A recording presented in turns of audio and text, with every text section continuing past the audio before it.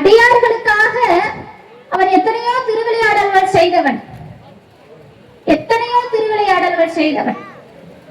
அதிலும் குறிப்பாக தொண்டு செய்கிற அடியார்கள், தொண்டை விட உயர்ந்தது எதுவுமே கிடையாது.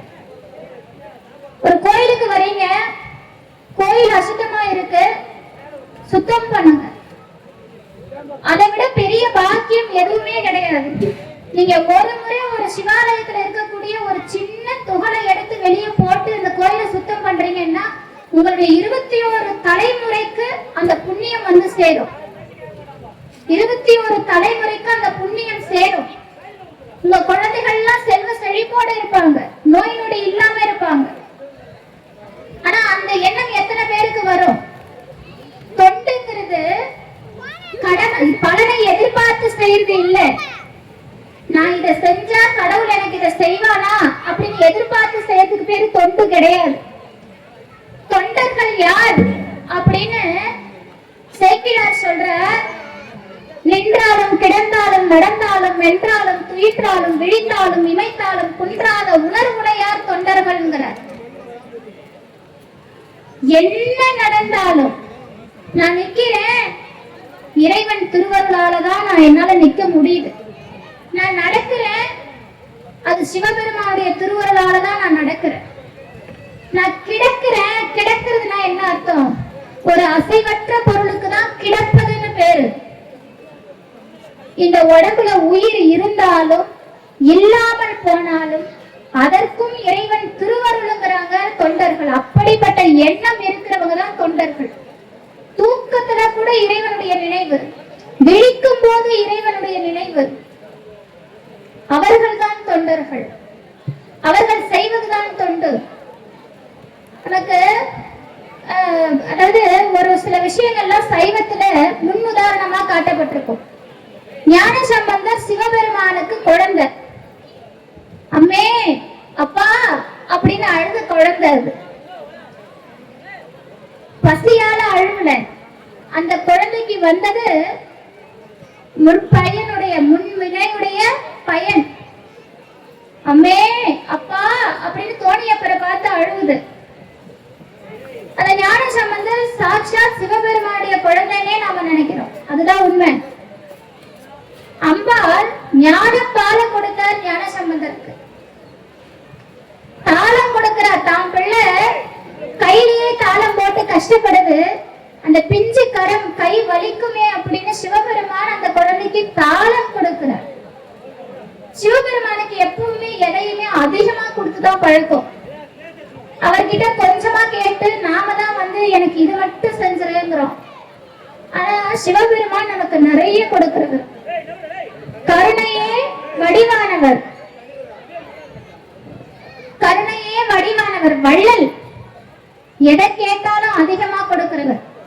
சுந்தரருக்கு நெற்குவியலை நெல் மலையை கொடுத்தவர். எல்லாரும் பசின்னு அழுதா ஒரு டம்ளர் பால் கொடுக்கலாம் இல்லையா? ஒரு குழந்தை பசின்னு அழுதா ஒரு டம்ளர் பால் போதும் அந்த குழந்தைக்கு. ஆனா சிவபெருமான் என்ன செஞ்சாராமா? பார்க்கடலையே கொடுக்கிறார் உபமன்யு முனிவருக்கு. உபமன்யு முனிவருக்கு பார்க்கடலையே கொடுக்கிறார். அதனால அவருடைய கருணை எத்தகையது அப்படின்னா நம்மளால அளவிட முடியாதது. ஞான சம்பந்தருக்கு பொற்றாளம் கொடுக்கிறார். அதை எப்படி கொடுக்கிறார்னா தங்கத்துல கொடுக்கிறார். தங்கத்தால தாளம் போட்டா ஓசை வருமா? வராது. இவருக்கு தம் பிள்ளை மேல அவ்வளவு ஆசை, பாசம். தன்னுடைய அடியார்கள் மேல சிவபெருமானுக்கு அவ்வளவு பாசம். தங்கத்திலேயே தாளம் கொடுக்கிறார். அம்பாள் என்ன பண்றா? அதுக்கு ஓசை கொடுக்கிறா. அவளுக்கு ஓசை கொடுத்த நாயகினே பேரு. குழந்தை கால் வழிக்க நடந்து போகுது திருத்தலங்களுக்கு அப்படிங்கறதால முத்துச்சிவிகை பல்லக்கு கொடுக்கிறார். இப்படி எல்லாம் ஞான சம்பந்தருக்கு கொடுக்கிறார். இவங்க ஞான சம்பந்தரும் திருநாவுக்கரசரும் ஒரு தலத்துக்கு போறாங்க. எந்த தலம் அது? இல்ல யாருக்காவது தெரிஞ்சா சொல்லுங்க. ஒரு தலத்துக்கு போய் பொற்காசு வாங்கி சாப்பாடு போடுறாங்க. யாராவது ஒருத்தராவது சொல்லுங்க. இது வந்து நம்முடைய சைவத்துல மிகப்பெரிய விஷயம்.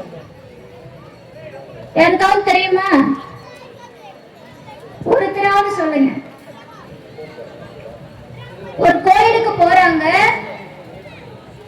சரி, தெரிஞ்சவங்க, நான் கடைசி வரைக்கும் நேரம் கொடுக்கறேன், யோசிச்சு எனக்கு சொல்லுங்க. போன் வச்சிருந்தா கூட கூகுள்ல சர்ச் பண்ணிடுங்க. ஞானசம்பந்தரும் நாவுக்கரசரும் ஒரு கோயிலுக்கு போறாங்க, ஒரு இடத்துக்கு போறாங்க. அங்க ரொம்ப பஞ்சம் வருது. சரி, நான் இன்னொரு க்ளூ கொடுக்கிறேன். சிவபெருமான 1000 மலர் கொண்டு அர்ச்சித்தார் நாராயணர். 1000வது மலர் இல்ல, சிவபெருமான் எடுத்து வச்சுக்கிட்டார், மறைய செய்தார். 1000வது மலராக நாராயணர் தம்முடைய கண்ணையே பிடித்து அர்ச்சனை செய்தார். அது என்ன கோவில்? சரி, ஓகே. திருவீழி மிழலை, நானே சொல்லிடுறேன், ஏன் கஷ்டம். திருவீழி மிழலை அப்படின்னு ஊரு. அந்த திருவீழி மிழலைக்கு சுவாமி வராங்க, நாவுக்கரசரும் சம்பந்தரும் வராங்க. நான் தொண்டினுடைய சிறப்பு எத்தகையது அப்படிங்கிறதுக்காக நான் இந்த எடுத்துக்காட்ட சொல்றேன். ஞான சம்பந்தர் தான் நாவுக்கரசருக்கே குரு, நல்லா தெரிஞ்சுக்கோங்க. ஞான சம்பந்தர் தான் நாவுக்கரசருக்கே குரு. ஏன் அப்படின்னா நாவுக்கரசரை விட ஞான சம்பந்தர் சின்ன குழந்தைதான். நாவுக்கரசருக்கு 80 வயசு, இவர் குழந்தைதான். ஆனா இவர் தான் அவருக்கு குரு. ஏன் அப்படின்னா இறைவனையே கை